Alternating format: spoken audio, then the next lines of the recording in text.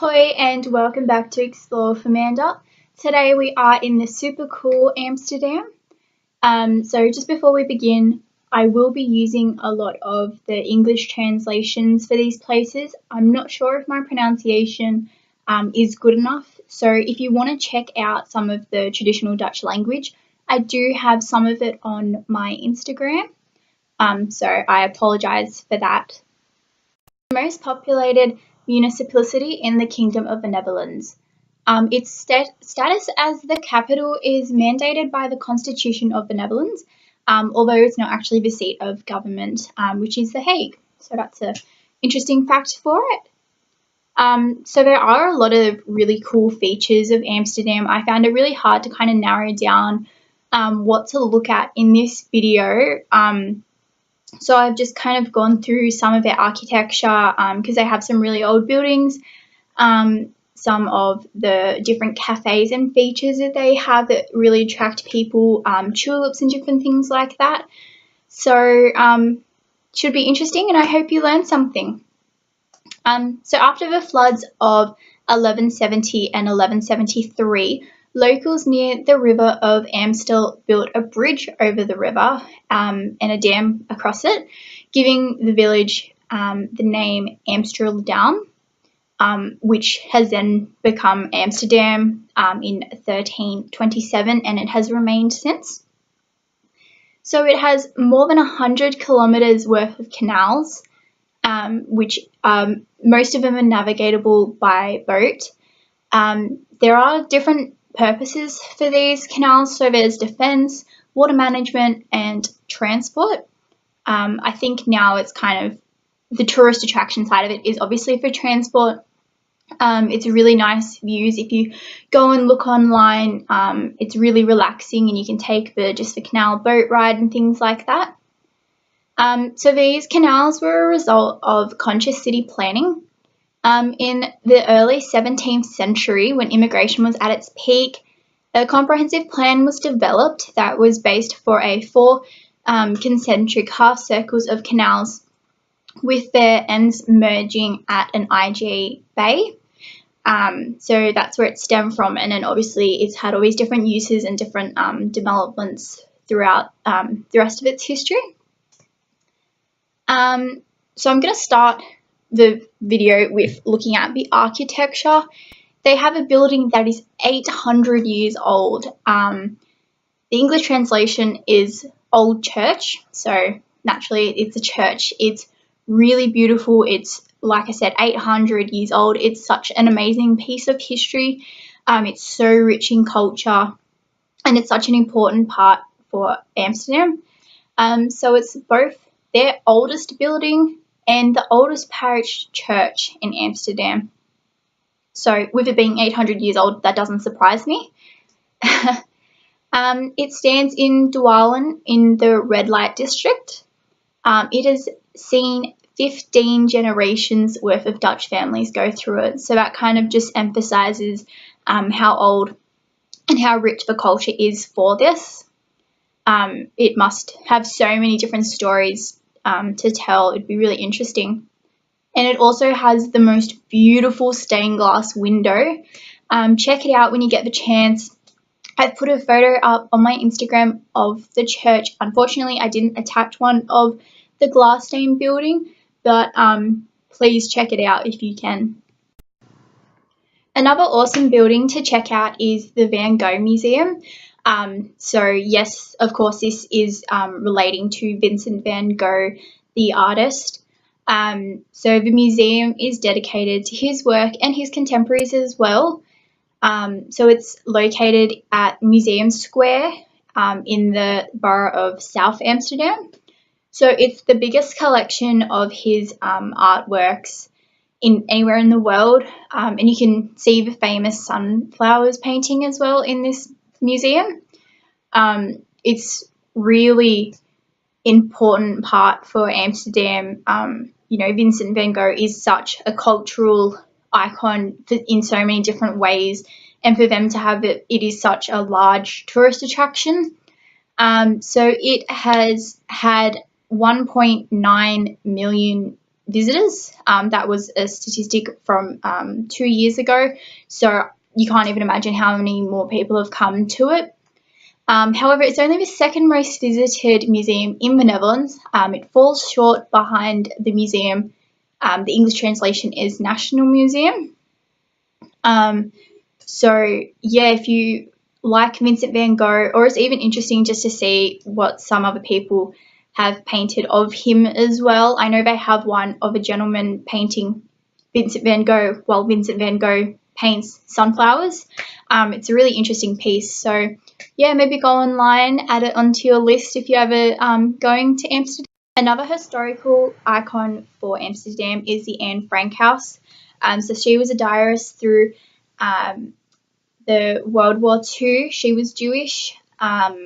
She had to hide from the Nazis in this small house with her family and I think 4 others. And, you know, it's really horrible what they went through. It was the rear of a 17th century canal house that they had to hide in for so long, you know, and she was only 15 and she didn't survive the war. She died at 15 and it was so sad that she had to hide away from everything. And, you know, unfortunately her father was the only one who survived. And I think, you know, like the war was such a horrible time, and the Anne Frank house kind of really shows that. It has a room dedicated to every form of discrimination and has a lot of history involved in it, and it's kind of trying to show that discrimination is horrible and it should never have happened, and this poor family went through so much. And it's, as sad as it is, it's such an interesting story, and her memory has lived on through these diaries. It's 2017 and it's still so relevant. So yeah, like honestly, check it out. It's really interesting, and it's like right in the city as well, so it's not too far to travel if you're in the heart of Amsterdam. Moving on to a lighter side, Amsterdam has kind of a different form of attraction for some people. In this city, there are licensed coffee shops that have cannabis on their menu. So obviously in a lot of countries, Australia included, cannabis is illegal. So there's always a joke that, oh, if I go to Amsterdam, I'm just going to do it because it won't matter. So there are a lot of limitations and restrictions to the laws as well. So it's not just free for all, it's small doses, personal use only, and it's coffee shops that have the legal cannabis that are registered. So for those that do not, they're called cafes. So please make sure you are aware of the difference upon walking in one. If you're trying to avoid them, make sure you're going to cafes, or if you are interested or just even want to have a look, it's coffee shops that you're after. So that's always a bit of a draw card for people, an interesting aspect of the city. So when I say Amsterdam, I know I always think of bright, beautiful colours. And I think this is often the same for a lot of people. And this is thanks to their tulips. So Amsterdam has these massive amounts of tulip fields in all these different colours, in red, orange, yellow, pink. It's beautiful. So they actually have an annual tulip festival. So it's through the entire month of April. So it was last month, we've just missed it. And it helps to brighten up the streets of a city with all these beautiful tulips, and you know, they're such nice flowers. And there's just all over different locations throughout Amsterdam, and they're done in patterns and styles, and it just really kind of brings a bit of a flair to the city. So the goal of the festival is to eventually have one tulip for every Amsterdamer. So that's amounting to about 800,000 tulips in this city alone. So that is a lot of tulips, but it's a really nice sentiment for the city. So I really hope that they get to their goal, because that's really sweet. And there's also an Amsterdam Tulip Museum, so that's really cute. It's located in the Jordan district of Amsterdam. There's 6 connected rooms detailing how the tulips got from their native Central Asia to the Ottoman Empire, finally landing in the Dutch markets in the 16th and 17th century, and how they've now become such an icon for the Dutch people, Dutch culture, and Amsterdam in particular. And also a fun little fact, for those who love the unusual things, the Cabinet of Curiosities displays some rather unusual tulip items. So you can check that out or just look online, and it's always something interesting to marvel at. So some of the pop culture references for Amsterdam within the last few years, I think, is Fault in Our Stars.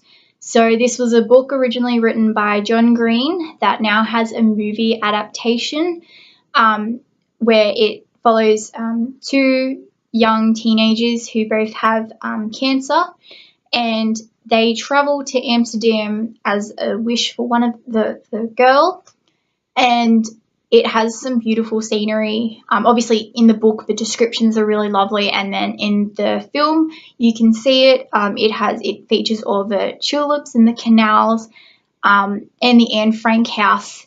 So if you kind of want to get a gist of it, maybe check out that movie. It's really good. The scenery is lovely on it. So that's kind of it for a lot of famous movies that feature Amsterdam.